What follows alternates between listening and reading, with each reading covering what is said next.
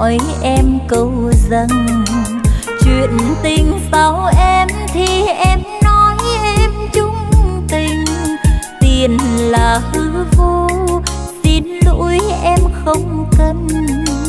Chỉ cần yêu nhau em chấp nhận thương đâu. Rồi ngày hôm nào anh hỏi em câu rằng chuyện tình sao em thì em nói em yêu tiền. Tiền là thiêng liêng, chung thủy thôi đâu bằng. Đừng giận em nhé, em chọn tiền nhé anh. Tiền thắng tình thua đời có mấy ai chê tiền. Tiền giết đời tôi, tiền đốt cháy tim tôi rồi. Tiền làm anh đau, em ơi em đành lòng sao. Tình nghèo như anh, chung thủy yêu em nhiều. Tình giàu như ai thì chưa chắc yêu chung tình. Nghèo tiền như anh, xin lỗi em không cần. Giàu tiền như ai, em chấp nhận yêu sai.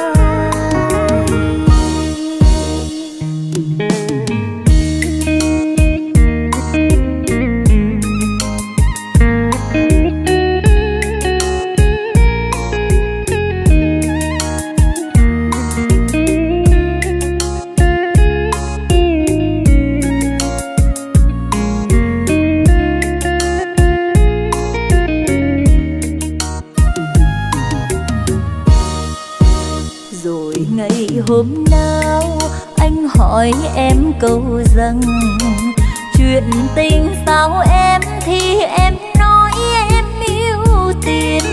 Tiền là thiêng liêng, chung thủy thôi đâu bằng. Đừng giận em nhé, em chọn tiền nhé anh. Tiền thắng tình thua đời có tiền. Tiền giết đời tôi, tiền đốt cháy tim tôi rồi.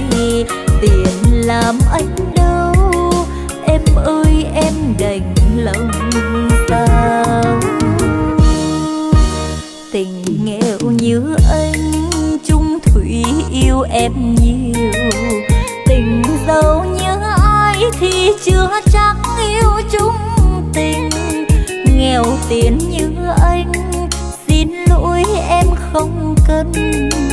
Giàu tiền như ai, em chấp nhận yêu sai. Nghèo tiền như anh, xin lỗi em không cần.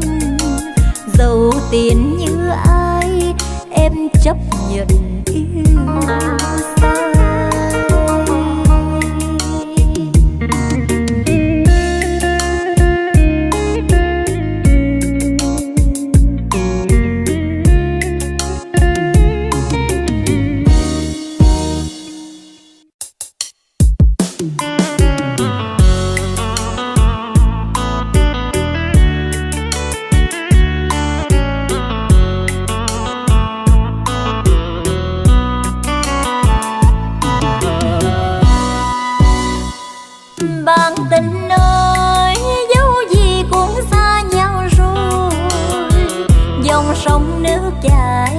Con thuyền sóng đưa xa bờ. Tại vì ai mà duyên ta lỡ, nói gì cũng thôi. Ai đã quên ta mà cớ sao ta còn thương. Trách ai quên tình bao ngày chạy theo duyên mới. Lỡ yêu thương người nên giờ dang dở đời ta.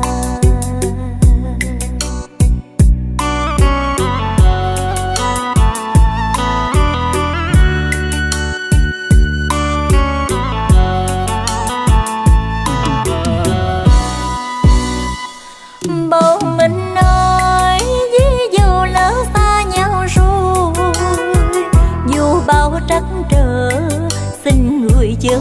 cuốn câu thề. Chuyện tình xưa dù sao đi nữa vẫn là giấc mơ, hơi ấm con tim để tháng năm thôi lạnh cầm. Nếu xưa đôi mình chưa lần đường quê chung lối, nếu xưa không hẹn bây giờ đâu làm khổ nhau.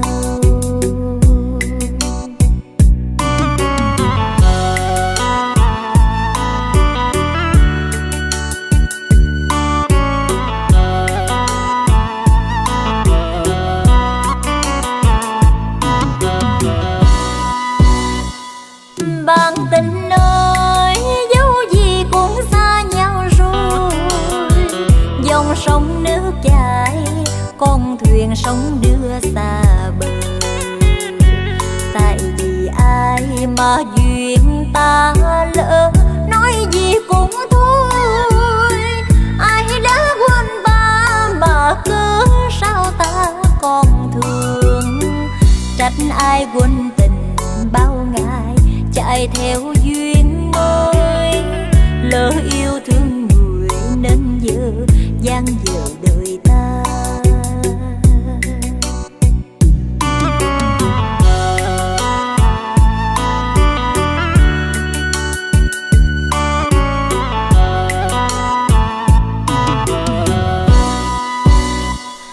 Bầu mình ơi, ví dụ lỡ xa nhau rồi, dù bao trắc trở xin người chớ quên câu thề. Chuyện tình xưa dù sao đi nữa vẫn là giấc mơ, hơi ấm con tim để tháng năm thôi lạnh cầm. Nếu xưa đôi mình chưa lần đường quê chung lối, nếu xưa không hẹn bây giờ đâu làm khổ nhau. Nếu xưa đôi mình chưa lần đường quê chung lối, nếu xưa không hẹn bây giờ đâu làm khổ nhau.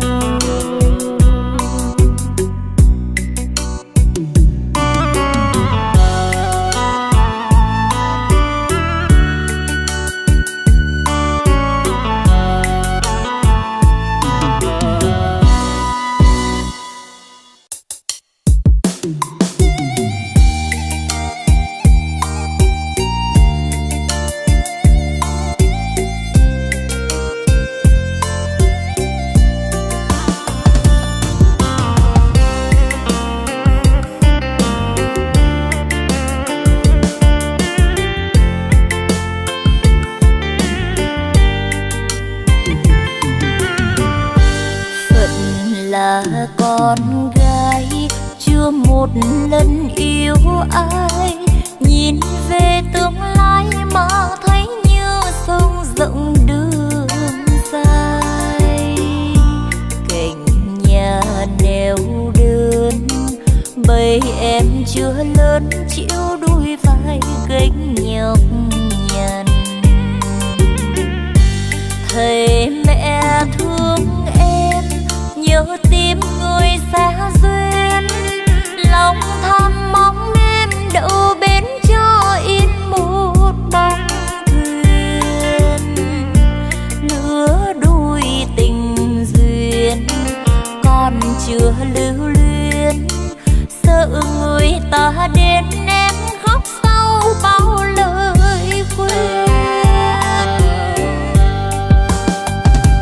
Chưa yêu lần nào biết xa làm sao, biết trong tình yêu như thế nào. Sông sâu là bao, nào đó được đâu, lòng người ta ai biết có dài lâu. Qua bao thời gian sống trong bình an, lỡ yêu người ta gieo trái ngang. Nồng sâu tùy sông, làm sao mà chồng chưa đủ bên, biết biết nơi nào đục trông. Rồi người ta đến theo họ hàng đôi bên, một ngày nên duyên một bước em nên người vợ hiền.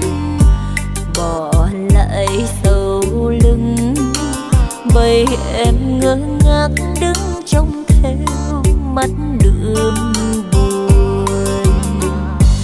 Thấy mẹ vui hơn mà lệ tràn rưng rưng, dặn dò con yêu phải sống theo gia đạo bên chồng. Bước qua dòng sông hỏi từng con sông, đời người con gái không muốn yêu ai được không.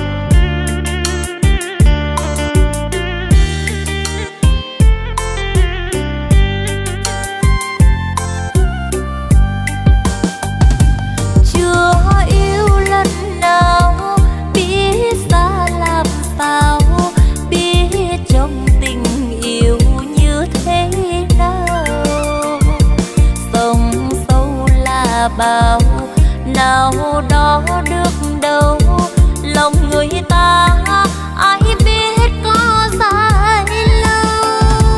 Qua bao thời gian sống trong bình an, lỡ yêu người ta gieo trái ngang. Nồng sâu tùy sông làm sao mà trông chưa đủ bên, biết nơi nào đục trông. Rồi người ta đến theo họ hàng đôi bên, một ngày nên duyên một bước em nên người vợ hiền. Bỏ lại sau lưng bầy em ngơ ngác đứng trông theo mắt đượm buồn. Thấy mẹ vui hơn mà lệ tràn rưng rưng, dặn dò con yêu phải sống theo gia đạo bên chồng. Bước qua dòng sông hỏi từng con sông, đời người con gái không muốn yêu ai được không. Bước qua dòng sông hỏi từng con sông, đời người con gái không muốn yêu ai được không.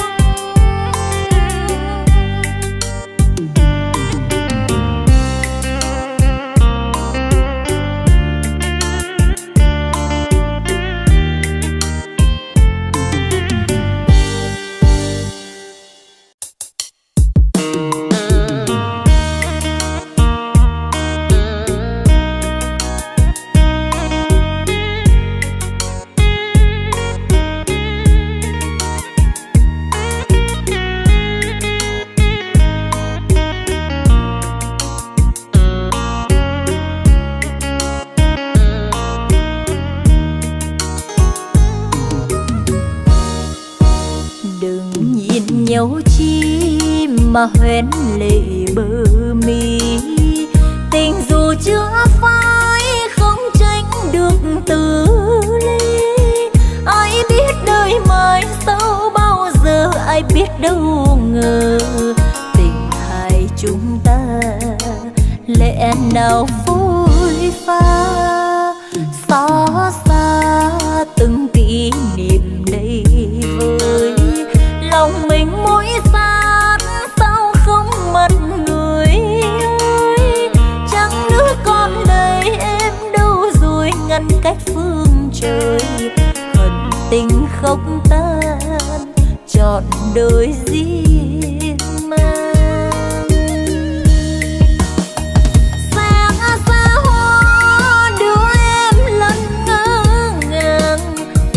Đoàn xe tang tiện hồn anh sang, ngục tôi đau thương độc hành đến trường.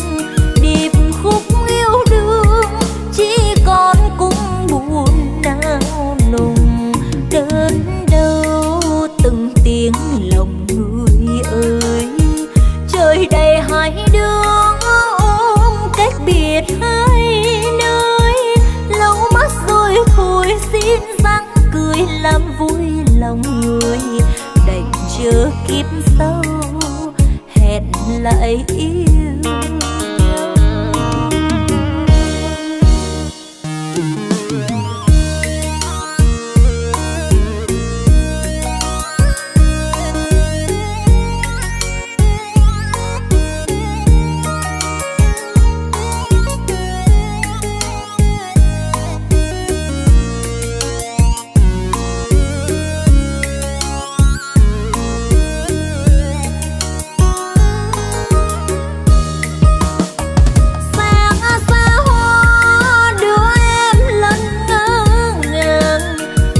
Đoàn xe tang tiện hồn anh sang, ngục tôi đau thương độc hành đến trường. Điệp khúc yêu đương chỉ còn cung buồn nao nùng, đớn đau từng tiếng lòng người ơi. Trời đầy hai đứa ôm cách biệt hai nơi, lâu mắt rồi thôi xin răng cười làm vui lòng người. Đành chờ kiếp sau hẹn lại yêu nhau. Lâu mắt rồi thôi xin răng cười làm vui lòng người.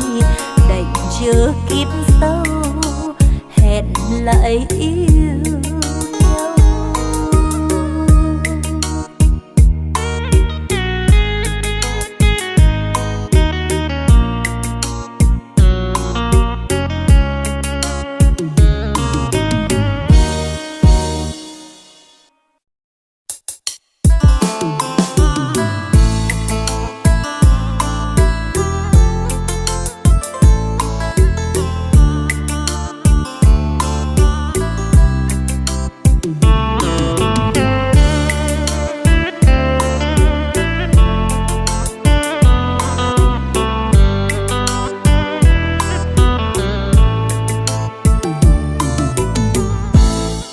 Hàng cây xanh thắm màu trên con đường ngày xưa, hai ta chung lối mộng.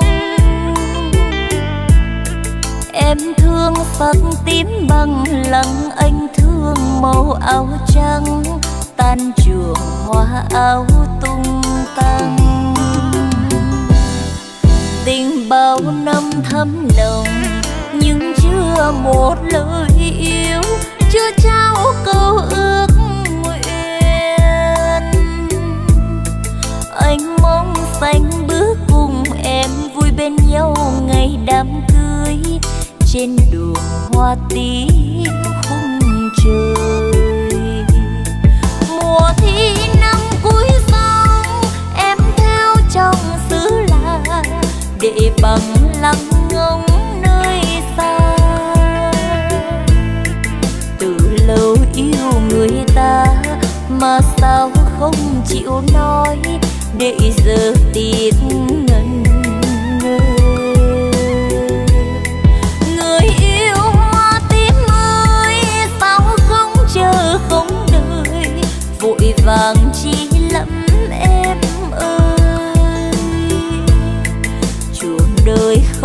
là mơ như lời thơ ngày đó. Trường đời ôi lắm nỗi trôi, bằng lăng hoa tím buồn trên con đường giờ đây. Anh cô đơn lối này, tương tư áo trắng người xưa giờ tan trường anh đến, mong tìm bóng dáng thân quen. Hàng cây xanh ngỡ ngàng thương duyên mình dở dang, chưa yêu đã lỡ làng. Ve ngân khúc hát sâu vương, hoa răng tím đường nhung nhớ, hoa còn đây mất em rồi.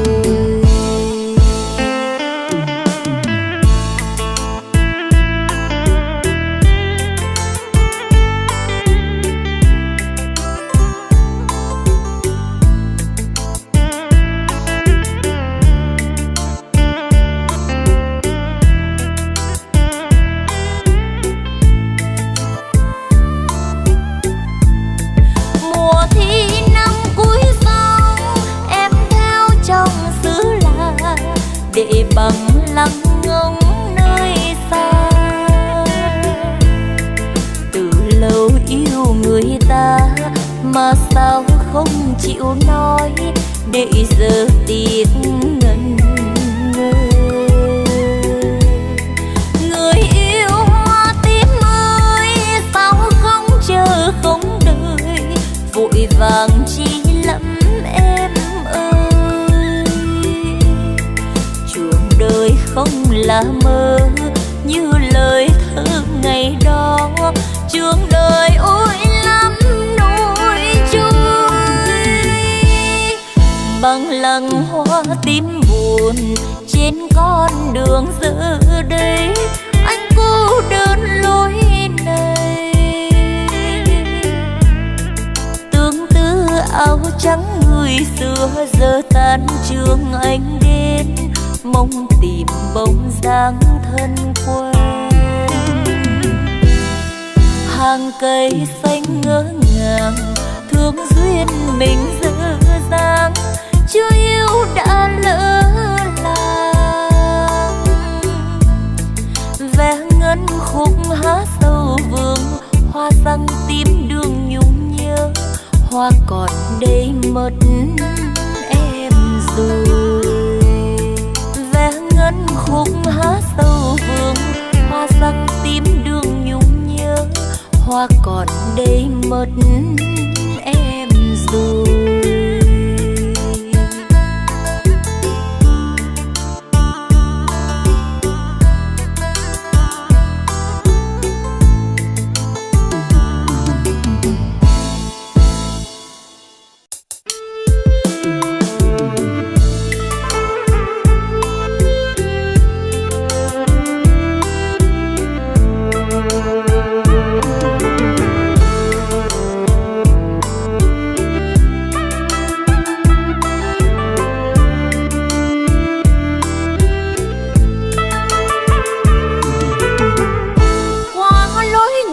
Vào nhà em muốn ghé vào thăm, sợ ba má em buồn lòng.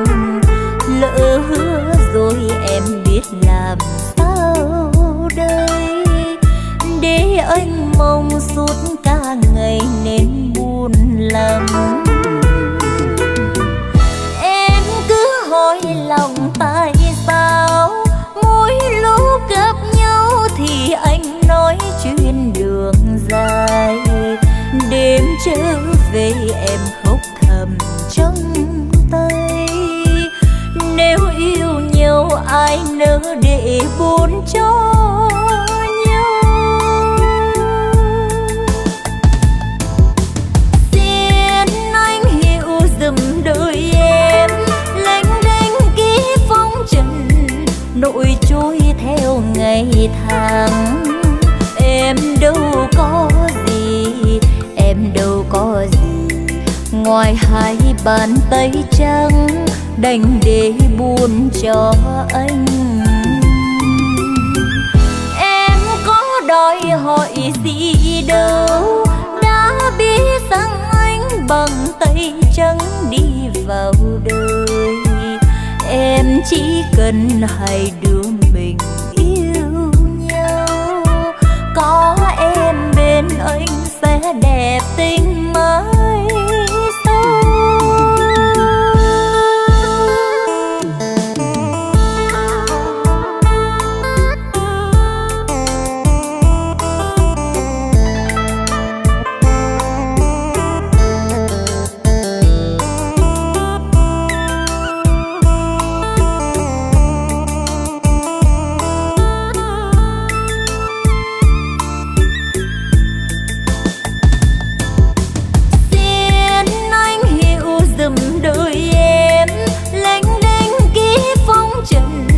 Nỗi trôi theo ngày tháng, em đâu có gì, em đâu có gì ngoài hai bàn tay trắng, đành để buồn cho anh.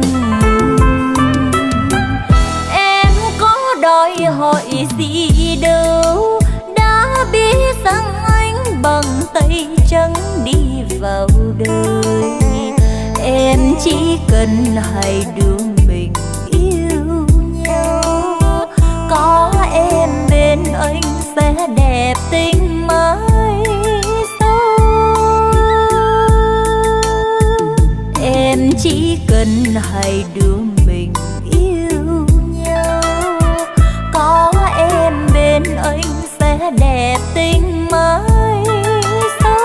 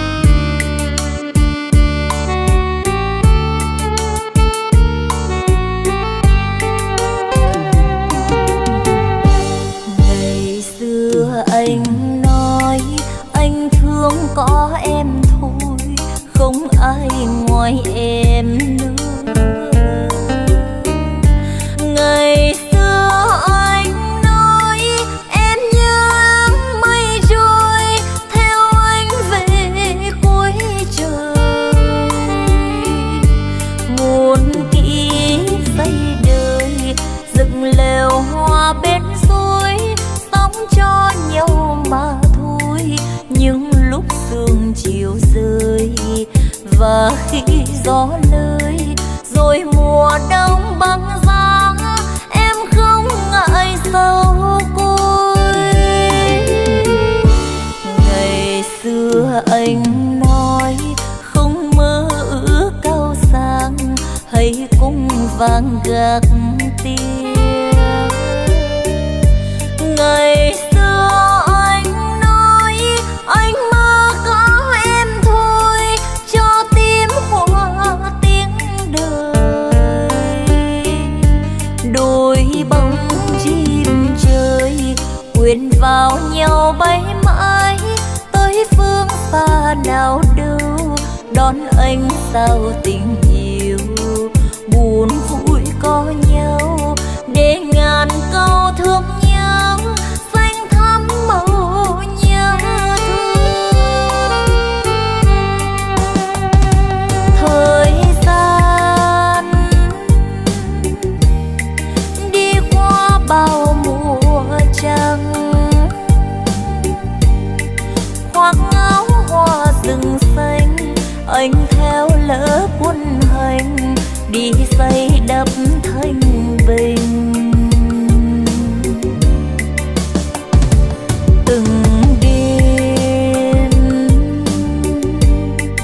trông sao nhắc tên anh. Sao ơi sáng người thêm soi qua lòng đất mẹ, lầy buồn thui nao nề. Ngày xưa anh nói tuy xa cách đôi nơi nhưng hai người một lối.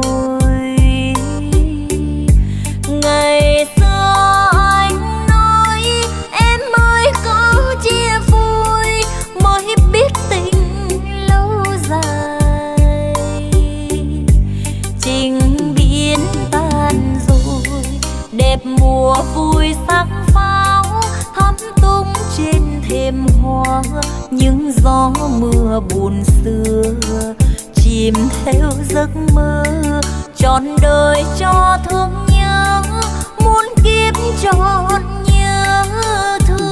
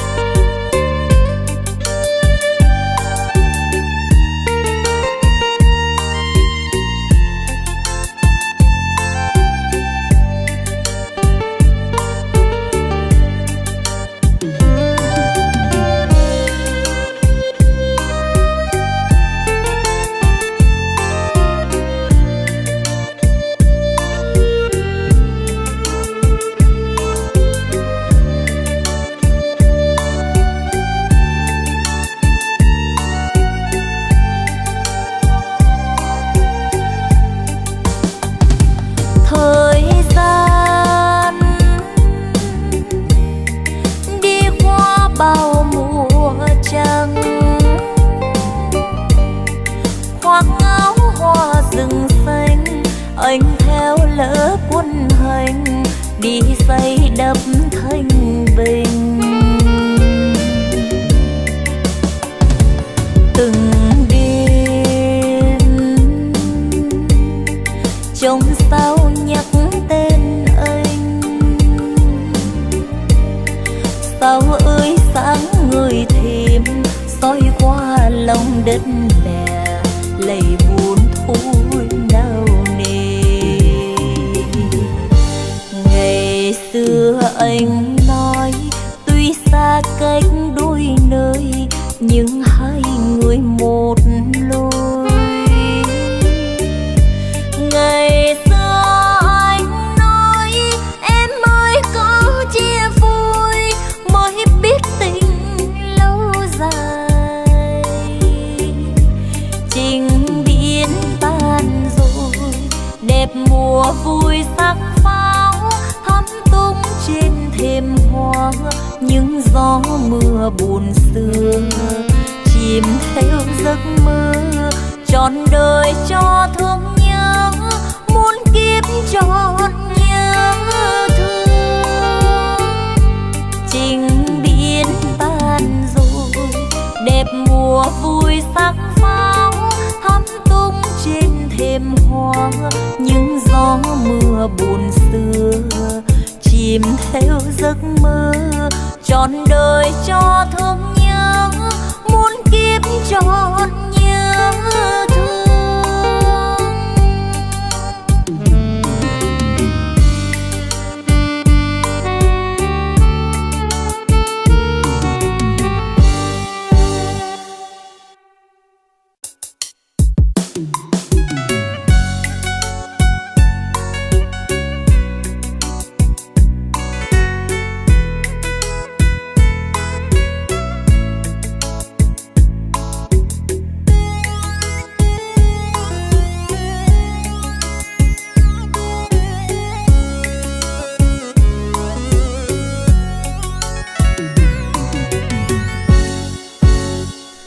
Ngày xưa ai lá ngọc cành vàng, ngày xưa ai quyền quý cao sang.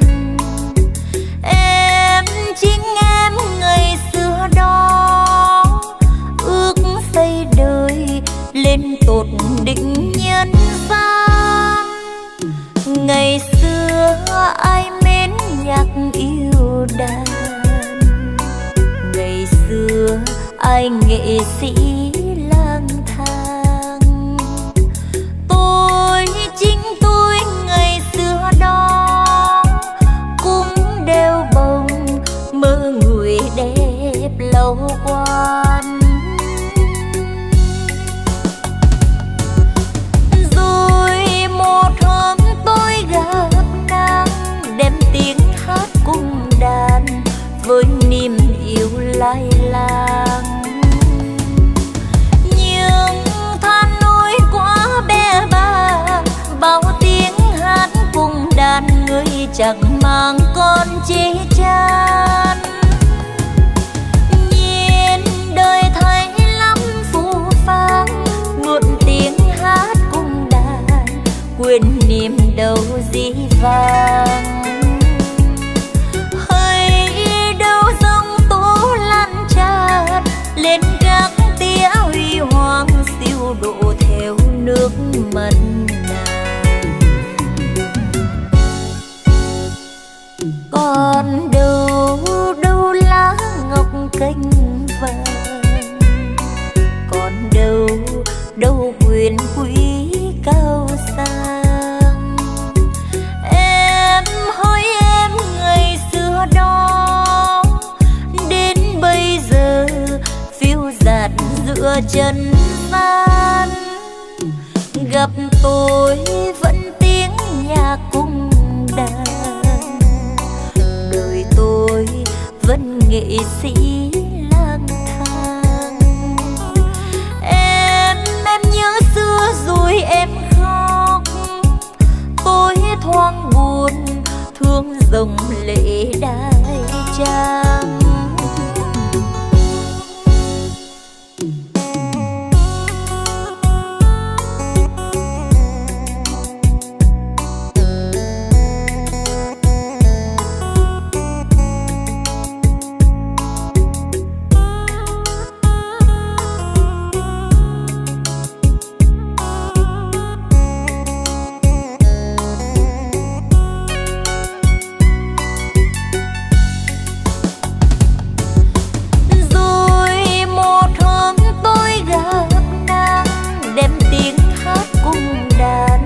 Với niềm yêu lai lang.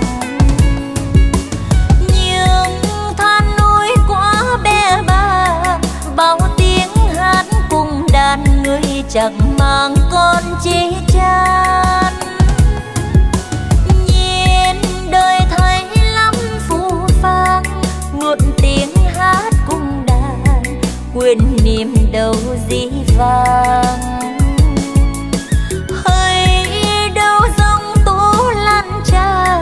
Lên các tía huy hoàng, siêu độ theo nước mật nàng.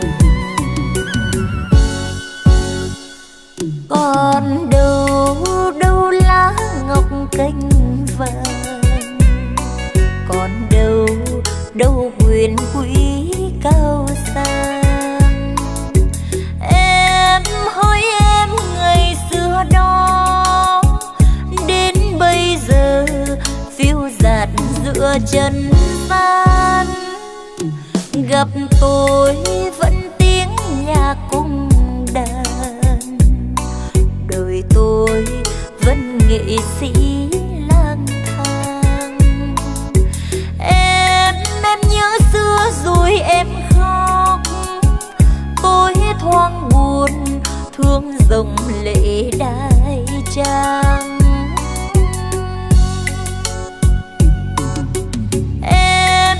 Nhớ xưa rồi em khóc, tôi thoáng buồn thương dòng lệ đai trang.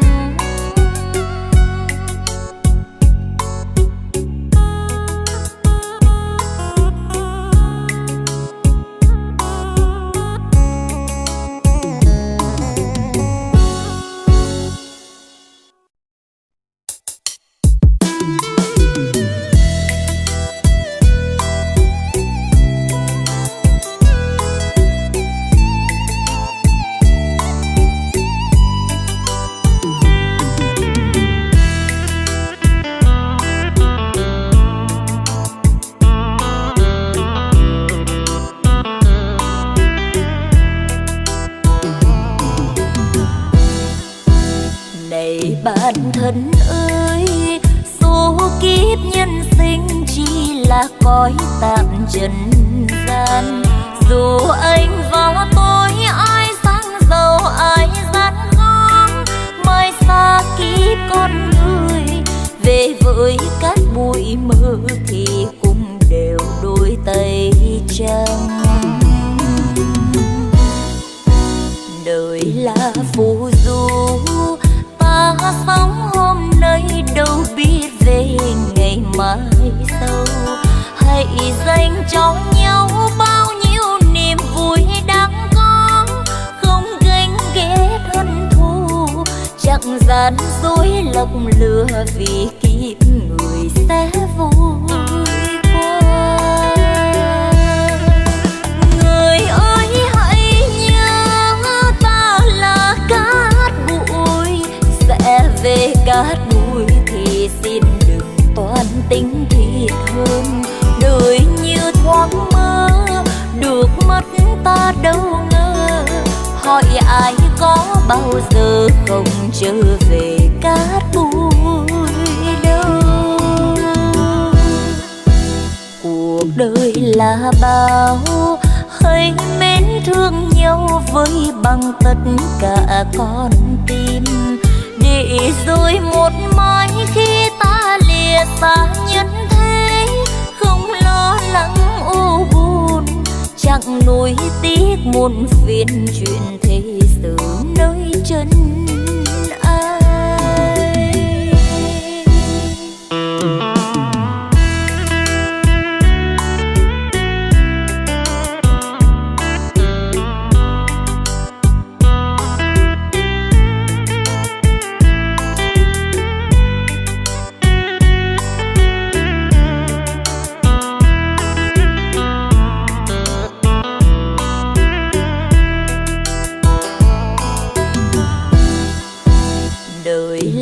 Phù du, ta sống hôm nay đâu biết về ngày mai sau.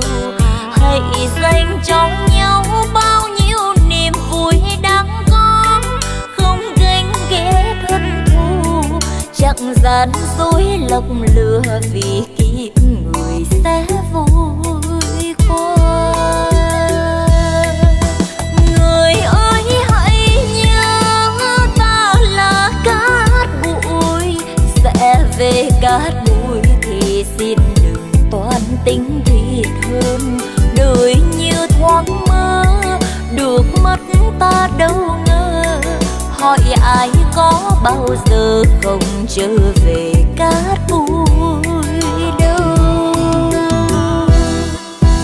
Cuộc đời là bao, hãy mến thương nhau với bằng tất cả con tim, để rồi một mai khi ta lìa xa nhân thế, không lo lắng u buồn, chẳng nuối tiếc muôn phiền chuyện thế sự nơi chân ai.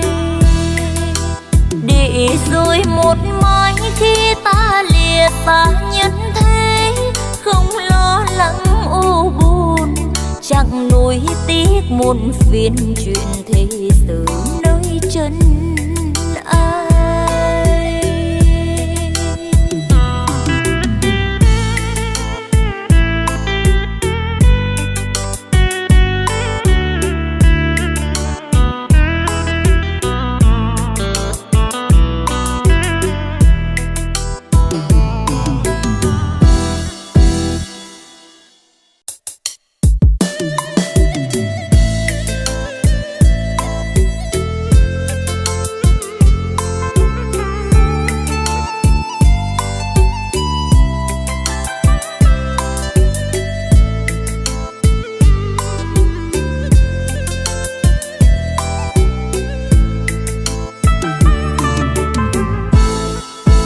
Anh ơi tôi lên đường phố cũ tìm anh chiều hẹn hò, cho nhau niềm vui cuối tuần. Vì hơn mấy lần vắng anh trời kinh đô, nghe sao xuyên bữa cô đơn. Ai quên ai khi bàn tay chót nằm trong lòng tay rồi. Anh ơi dù hai chúng mình mộng xưa khó thành, biết nhau chiều hôm nay xin nhớ mãi về sau này. Ghi vào đời hình bóng một người, đôi lúc chân mơ dày khua lối ngõ, tâm tư bâng khuâng nghe chiều biệt ly theo khuất nẻo người đi.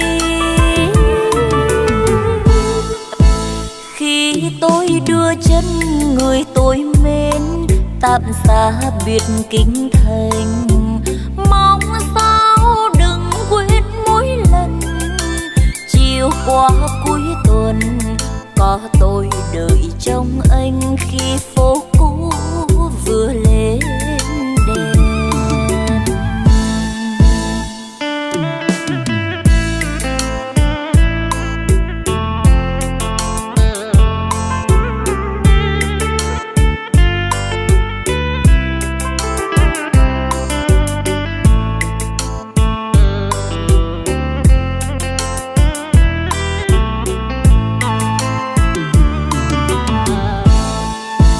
Ai quên ai khi bàn tay chót nằm trong lòng tay rồi.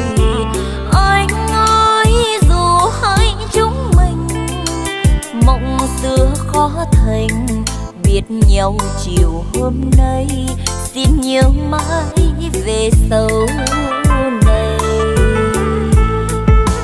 Ghi vào đời hình bóng một người, đôi lúc chân mơ dày khua lối ngõ, tâm tư bâng khuâng nghe chiều biệt ly theo khuất nẻo người đi. Khi tôi đưa chân người tôi mến tạm xa biệt kinh thành, mong sao đừng quên mỗi lần chiều qua cuối tuần có tôi đợi trong anh khi phố cũ vừa lên đèn. Mong sao đừng quên mỗi lần chiều qua cuối tuần có tôi đợi trong anh khi phố cũ vừa lên đèn.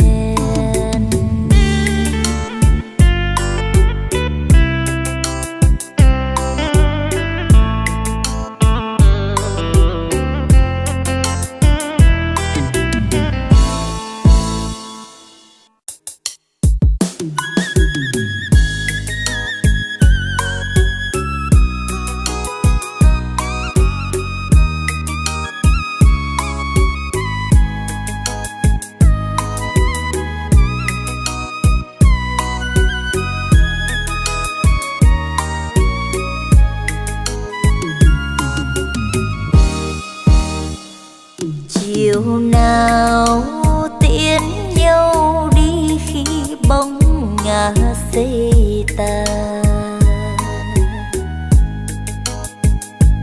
hoàng hôn đến đâu đây màu tím dâng trong hồn ta. Muốn không gian ngừng tan, níu đôi chân thời gian ngừng trôi cho giây phút chia ly này kéo dài.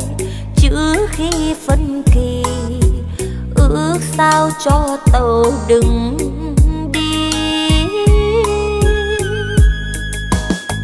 sẽ lăn trong đêm qua xa rồi biết đâu tìm. Mưa thu bay bay sắt xe lòng ướt vai mềm, hoàng hôn dần buông mà ai còn đứng im trong chiều sương xuống. Tâm tư cô đơn trách con tàu nỡ sao đành, đem yêu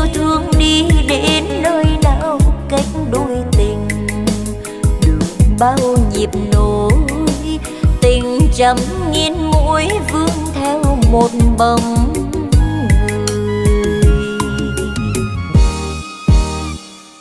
Tà sương khuất trong sương lá mỗi lần ngóng chờ, nhìn theo phía chân mây đợi chuyến xe xưa về chưa. Có hay chăng người ơi chốn xa xôi chàng trai, còn đem yêu thương dắt lên muôn vạn oán hờn. Nếu mai đây về cũng trên chuyến tàu hoàng hôn.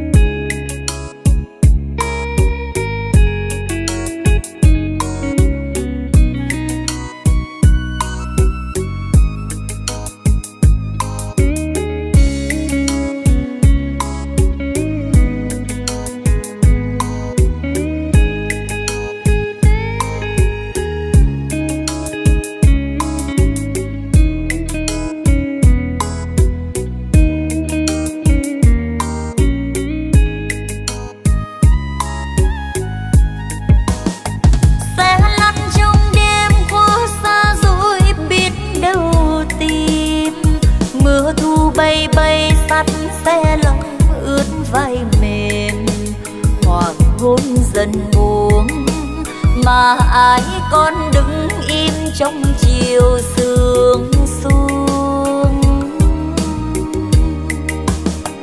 Tâm tư cô đơn trách con tàu nỡ sao đành, đem yêu thương đi đến nơi nào cách đôi tình. Đường bao nhịp nối, tình trăm nghìn mũi vương theo một bóng người. Tà sương khuất trong sương lá mỗi lần ngóng chờ, nhìn theo phía chân mây đợi chuyến xe xưa về chưa. Có hay chăng người ơi chốn xa xôi chàng trai, còn đem yêu thương dắt lên muôn vạn oán hờn. Nếu mai đây về cũng trên chuyến tàu hoàng hôn. Nếu mai đây về cũng trên chuyến tàu hoàng hôn.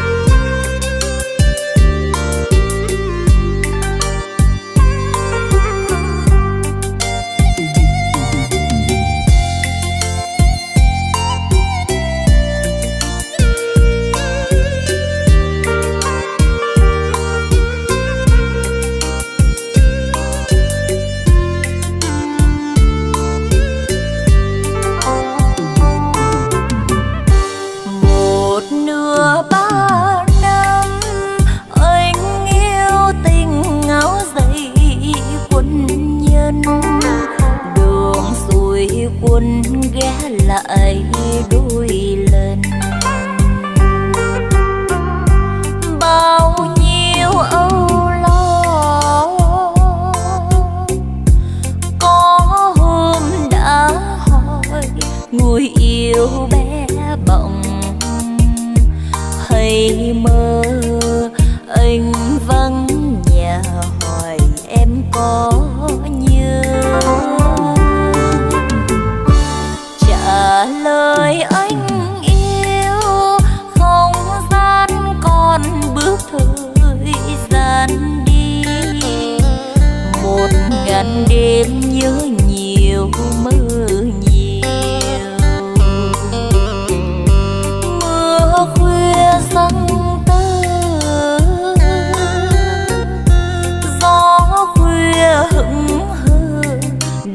chiều hắt ngọn.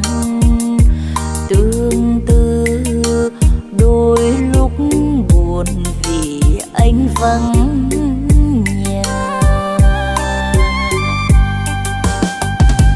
Tình nước lòng trai anh hiên ngang đối diện mặt trời. Chân qua chốn nào thương chất lên cao. Đã yêu linh trẻ ngày về ai tiếc gì. Từ bàn tay tiên nắn nó từng nét gửi cho anh, để anh vui bước đường quân hành. Môi em đang xinh, mắt em vẫn tinh, màu xanh vẽ nổi đôi tim ghi dấu ngày đầu ta biết mình.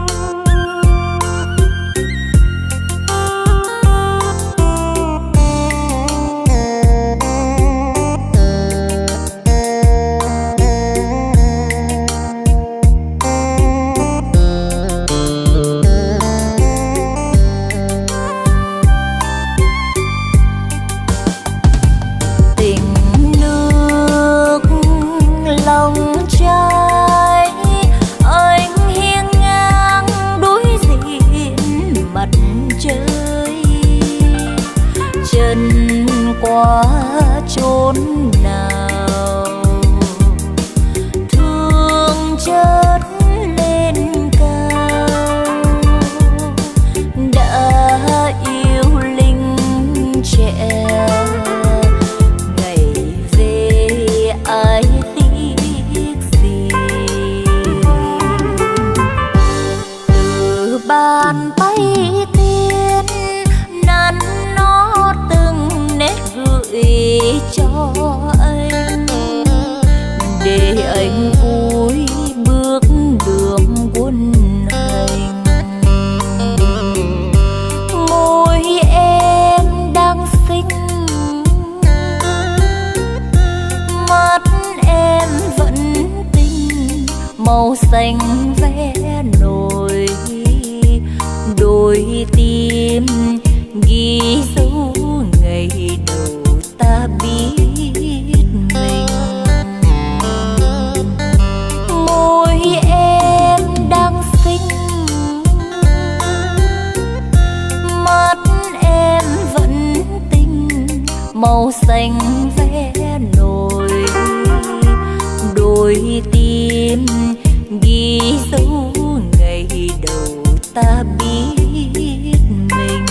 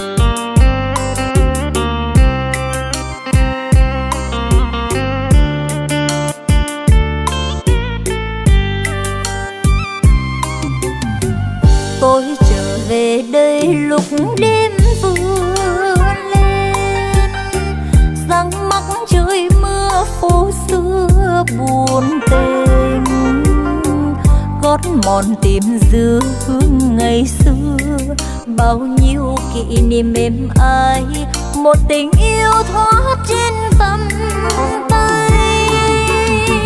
Tôi trở về đây với con đường xưa, đâu bóng người thương cố nhân về đâu.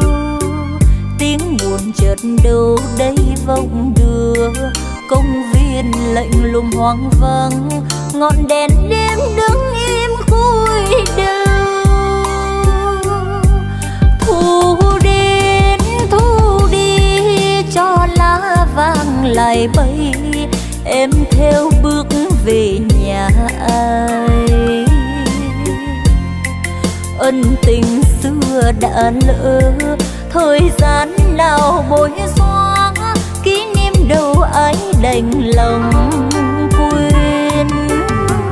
Phố buồn mình tôi bước chân lẻ loi, dây dứt trời mưa bỗng nghe mặn môi.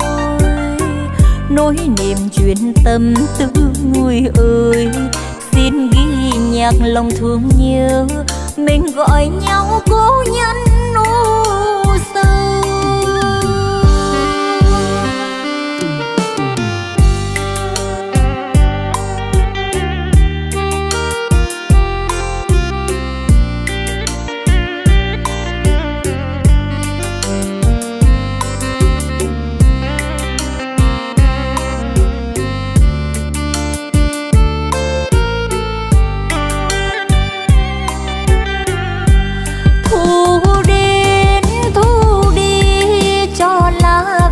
Lại bay em theo bước về nhà ai. Ân tình xưa đã lỡ, thời gian nào bối xóa, kỷ niệm đâu ai đành lòng quên. Phố buồn mình tôi bước chân lẻ loi, dây dứt trời mưa bỗng nghe mặn môi. Nỗi niềm chuyện tâm tư người ơi, xin ghi nhạc lòng thương nhớ, mình gọi nhau cố nhân u sầu. Nỗi niềm chuyện tâm tư người ơi, xin ghi nhạc lòng thương nhớ, mình gọi nhau cố nhân u sầu.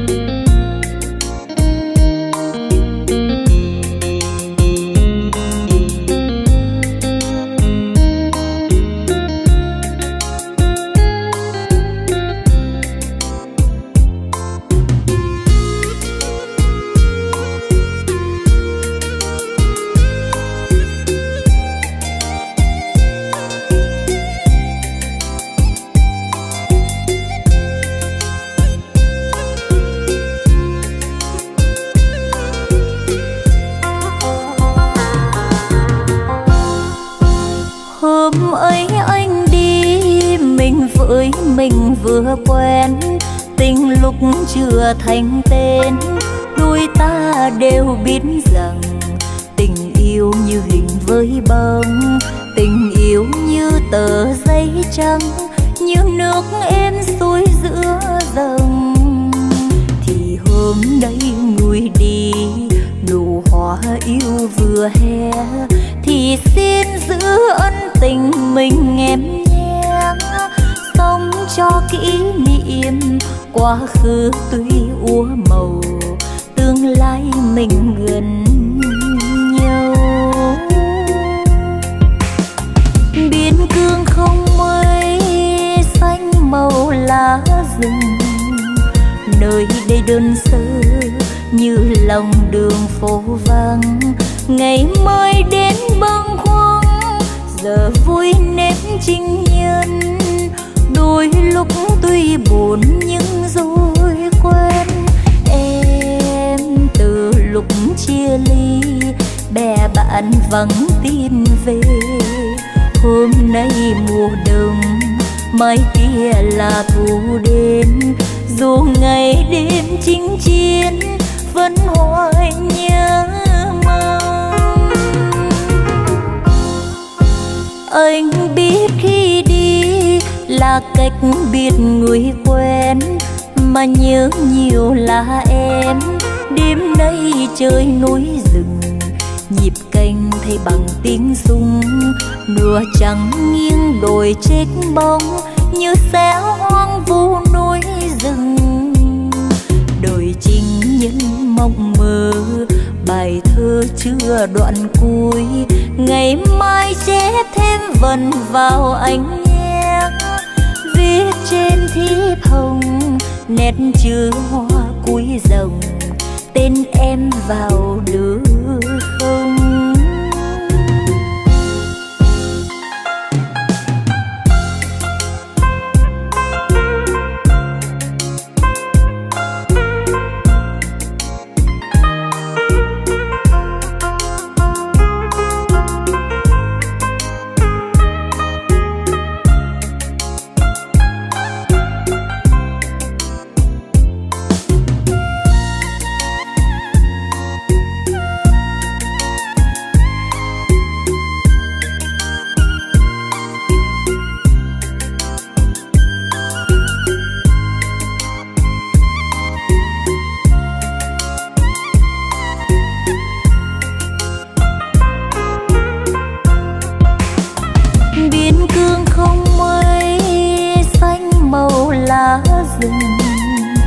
Nơi đây đơn sơ như lòng đường phố vắng.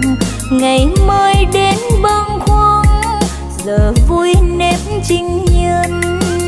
Đôi lúc tuy buồn nhưng rồi quen. Em từ lúc chia ly bè bạn vắng tin về. Hôm nay mùa đông, mai kia là thu đến. Dù ngày đêm chinh chiến vẫn hoài nhớ mong. Anh biết khi đi là cách biệt người quen, mà nhớ nhiều là em. Đêm nay trời núi rừng, nhịp canh thay bằng tiếng súng. Nửa trắng nghiêng đồi chết bóng, như xé hoang vu núi rừng. Đời chinh nhân mộng mơ, bài thơ chưa đoạn cuối. Ngày mai chép thêm vần vào anh nhé. Viết trên thiếp hồng, nét chữ hoa cuối dòng. Tên em vào được không?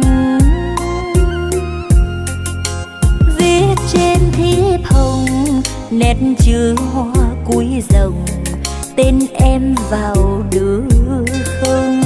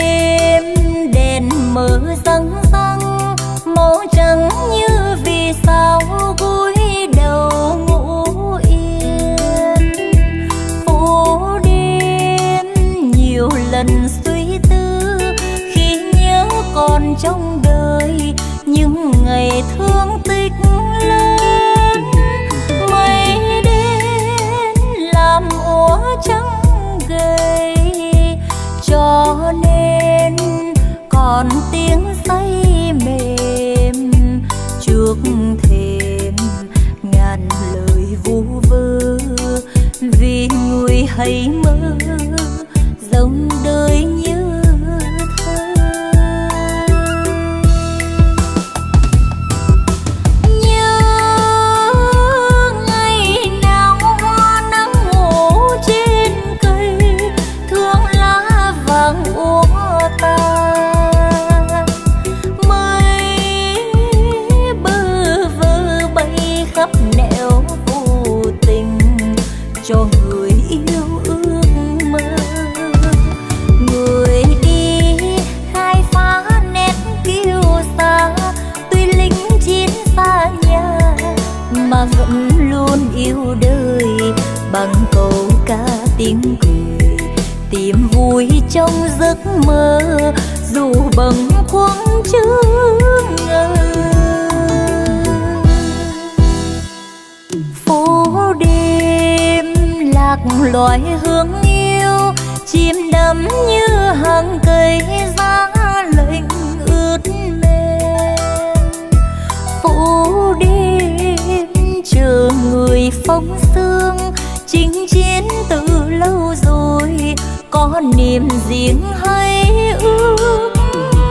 Cho tôi 10 ngón thiên thần, cho tôi 10 ngón thiên thần, để tôi dìu người tôi yêu, dìu người không yêu và người chưa yêu.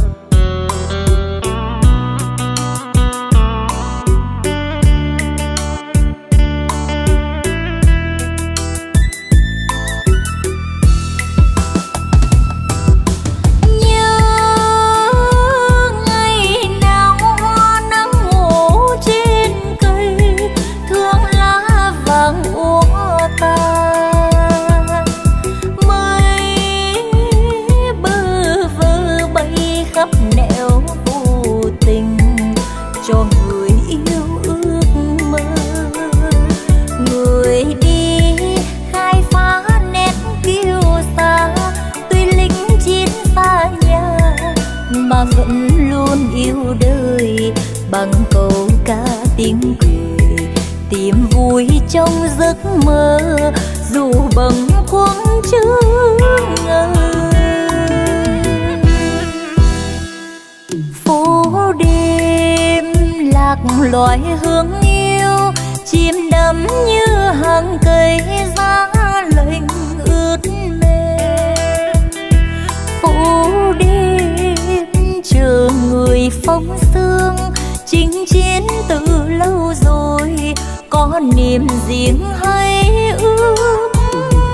Cho tôi 10 ngón thiên thần, cho tôi 10 ngón thiên thần, để tôi dìu người tôi yêu, dìu người không yêu và người chưa.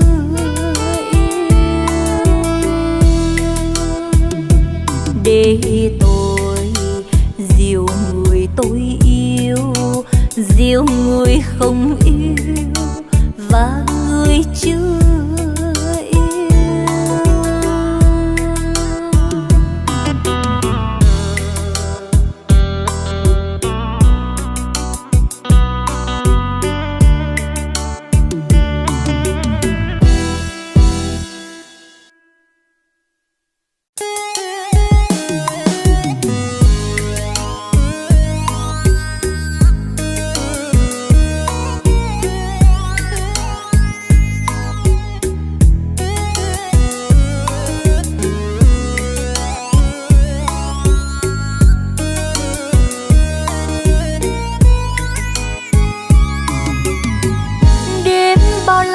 vang đốt thu tình cũ.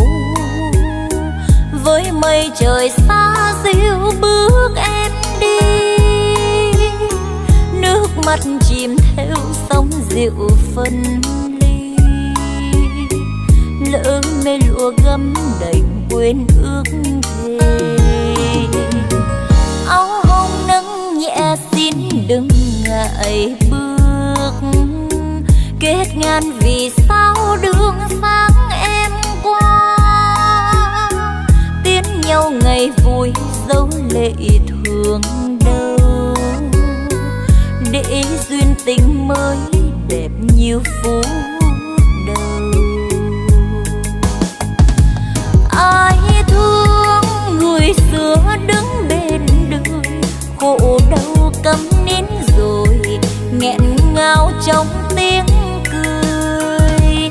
Anh ơi lời yêu dẫu cho nhau nào đâu có bao lâu, giờ sao đã u sầu.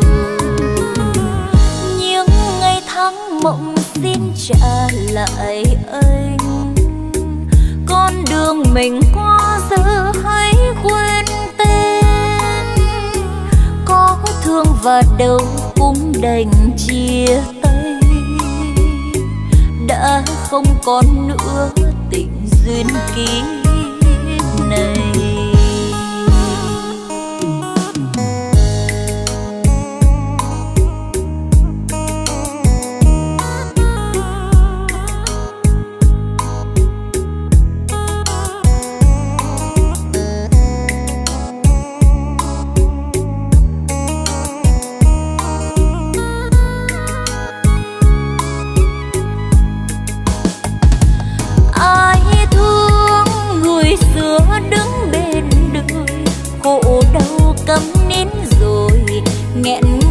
Trong tiếng cười.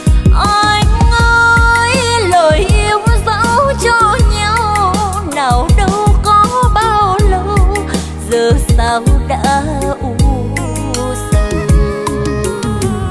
Những ngày tháng mộng xin trả lại anh, con đường mình qua giờ hãy quên tên. Có thương và đâu cũng đành chia tay, đã không còn nữa tình duyên kiếp này. Có thương và đâu cũng đành chia tay, đã không còn nữa tình duyên kiếp này.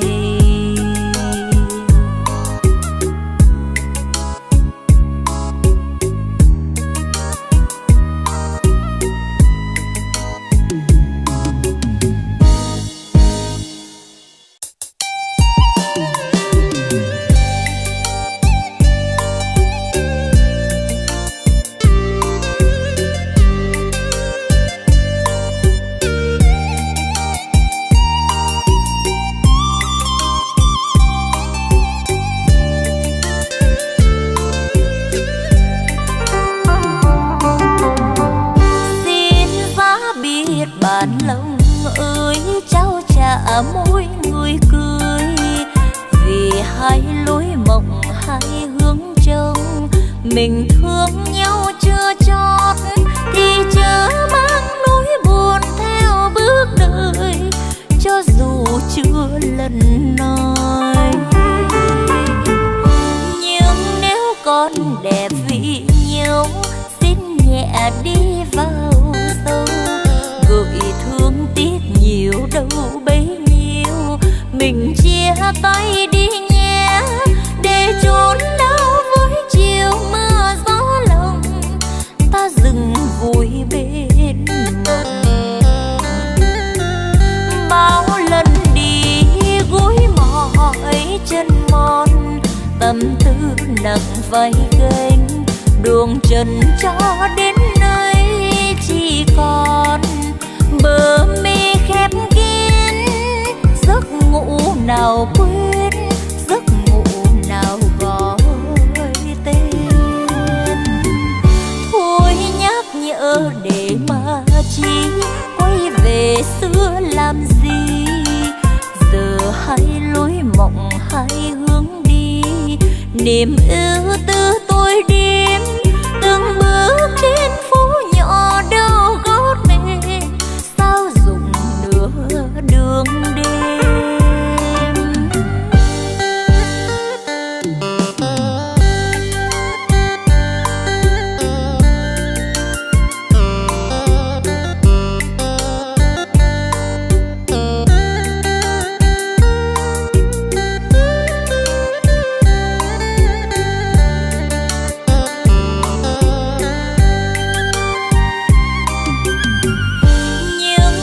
Con đẹp vì nhau xin nhẹ đi vào sâu, gợi thương tiếc nhiều đâu bấy nhiêu. Mình chia tay đi nhé để trốn đau với chiều mưa gió lòng, ta dừng vui bên mộng. Bao lần đi gối mỏi chân mòn, tâm tư nặng vai gánh, đường trần cho đến nơi chỉ còn bờ mi khép kín. Giấc ngủ nào quên, giấc ngủ nào gọi tên. Thôi nhắc nhở để mà chi, quay về xưa làm gì, giờ hay lối mộng hay hướng đi. Niềm ưu tư tôi đêm từng bước trên phố nhỏ đâu gót mẹ, sao dùng nửa đường đêm. Từng bước trên phố nhỏ đâu gót mẹ, sao dùng nửa đường đêm.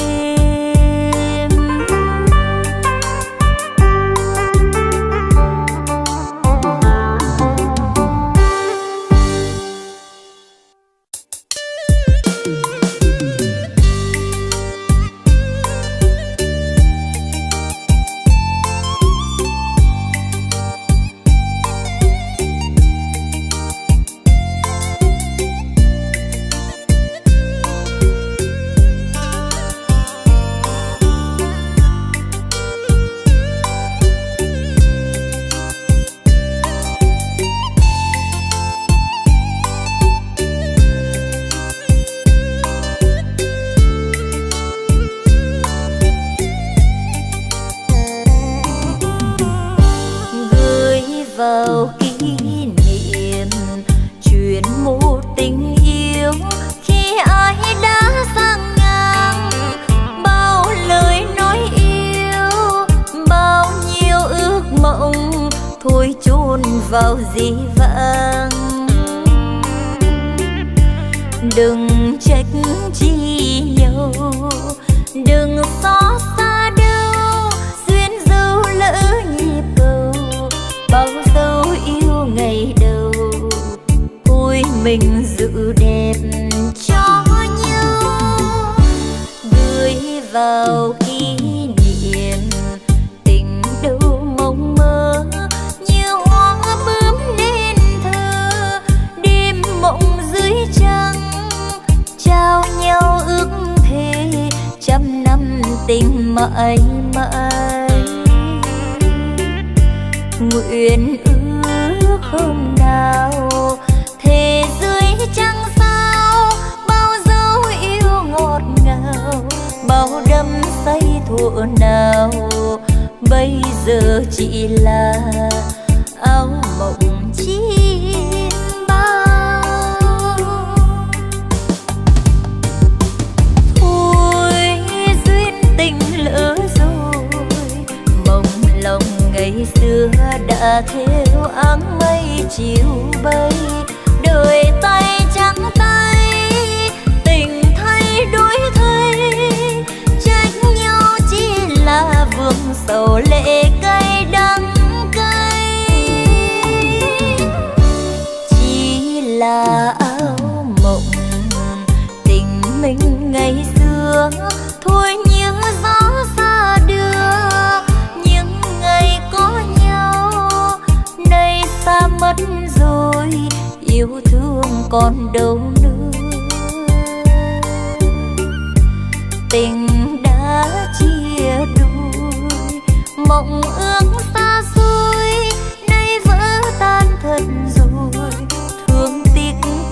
lỡ rồi, thôi tình gửi vào kỷ niệm mà thôi.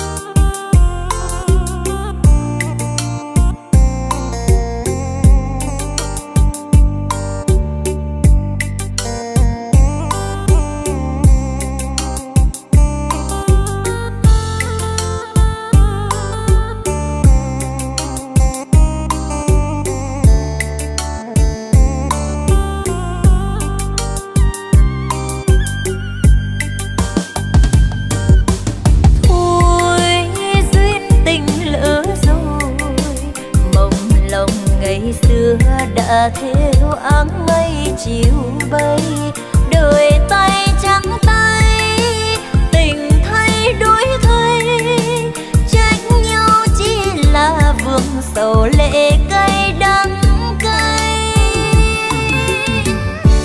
chỉ là áo mộng tình mình ngày xưa, thôi nhớ gió xa đưa những ngày có nay xa mất rồi, yêu thương còn đâu nữa. Tình đã chia đôi, mộng ước xa xôi, nay vỡ tan thật rồi, thương tiếc cũng lỡ rồi, thôi tình gửi vào kỷ niệm mà thôi. Tình đã chia đôi, mộng ước xa xôi, nay vỡ tan thật rồi, thương tiếc cũng lỡ rồi, thôi tình gửi vào kỷ niệm mà thôi.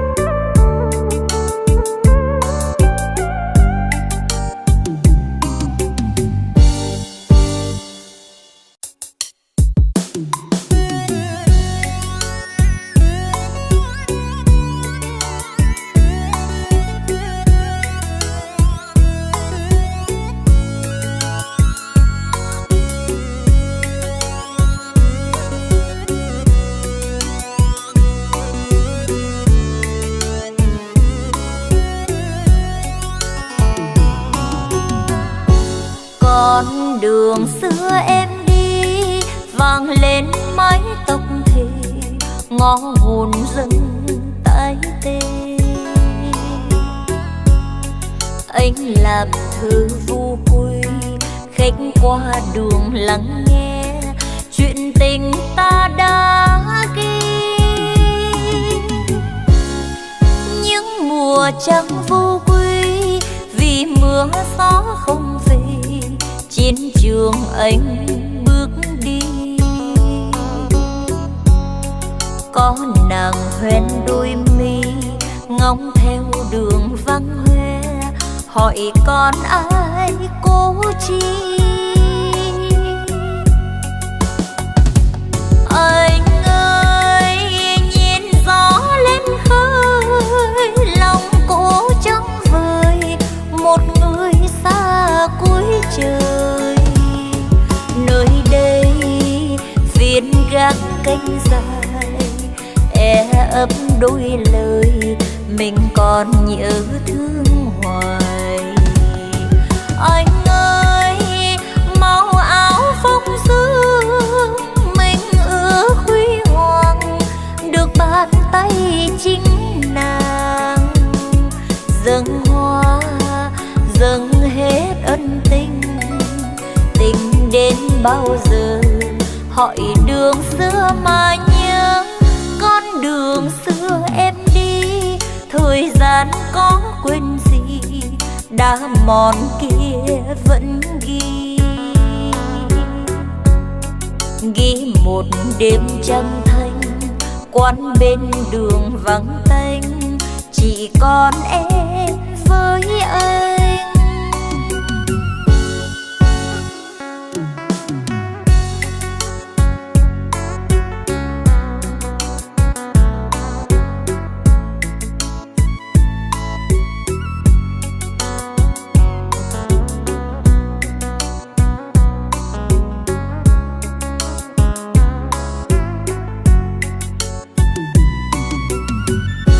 Con đường xưa em đi vang lên mái tóc thì ngõ hồn dâng tái tê.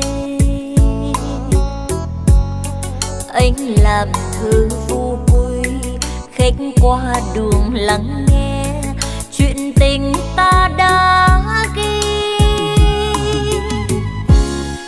Những mùa trăng vô quy vì mưa gió không về, chiến trường anh bước đi. Có nàng hoen đôi mi ngóng theo đường vắng hoe, hỏi con ai cố chi. Anh ơi nhìn gió lên khơi, lòng cô trắng vời một người xa cuối trời. Nơi đây phiên gác canh dài, ấp đôi lời mình còn nhớ thương hoài. Anh ơi màu áo phong sương mình ước huy hoàng, được bàn tay chính nàng dâng hoa dâng hết ân tình. Tình đến bao giờ hỏi đường xưa mà nhớ, con đường xưa em đi thời gian có quên gì, đã mòn kia vẫn ghi. Ghi một đêm trăng thanh, quán bên đường vắng tênh, chỉ còn em với anh. Ghi một đêm trăng thanh, quán bên đường vắng tênh, chỉ còn em với anh.